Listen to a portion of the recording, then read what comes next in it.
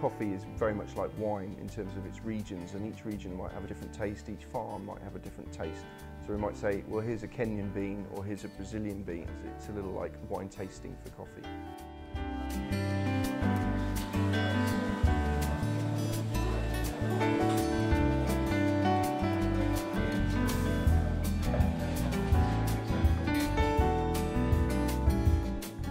To make the perfect coffee, it starts right back at the beginning when the coffee tree's planted.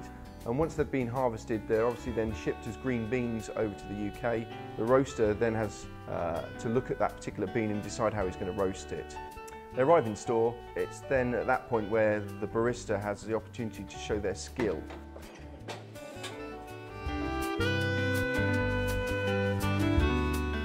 We grind each cup to order. So say a customer comes in and wants a double espresso, we sometimes have beans delivered that have literally been roasted 1 or 2 days before we come to grind them. So the customer is getting a very fresh cup of coffee. The barista decides what they're going to be making, and then they grind the bean. And there's lots of different levels of grinding that we can do for each bean. And it really depends on what the bean's going to be used for. So if it's espresso, it might be quite a fine grind. If it's a filter, it would be less fine. We have 4 different types of filter coffee, and each one has different taste characteristics which can be, applied to the region where it comes from. A coffee in Brazil might taste more woody than a coffee from India. So the difference between Americano and filter. Americano is double espresso topped up with a dash of hot water.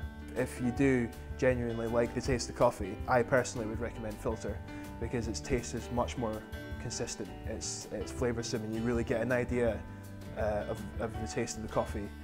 A filter, all the hot water is filtered through. It's ground into a paper filter, which is then filtrated in a stand right in front of the customer. And I've never seen this done anywhere else. It's quite a feast for the senses before you get your cup of coffee.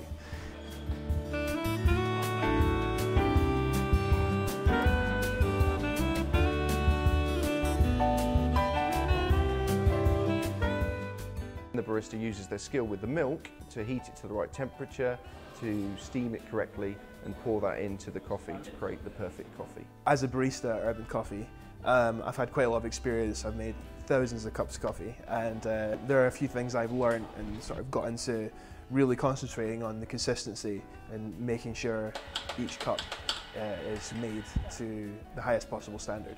Milk is quite important because you have to have the right amount of foam without it getting too hot, too cold, too foamy. But now I think I've got it down to a T. When I'm steaming milk, I hold the jug very still as possible, and then you're then able to gauge how much foam you need. The difference between a latte and cappuccino is that a latte has much less foam. Cappuccino is a much more foamy drink. You have about an inch of foam at the top. And the idea is you get, a bit of foam and a bit of drink, so and it creates a good texture in the mouth.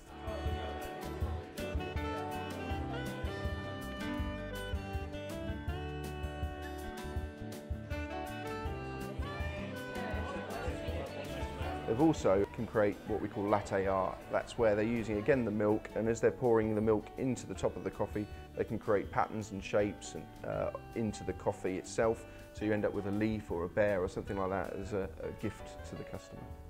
One thing that we make quite regularly is the leaf, and it's basically there's a certain technique in pouring where you kind of dip the jug just at the right moment, and then you have this sort of swirly effect, and then that creates the sort of side bits of the leaf, and then you then pour straight through, and that makes the stem.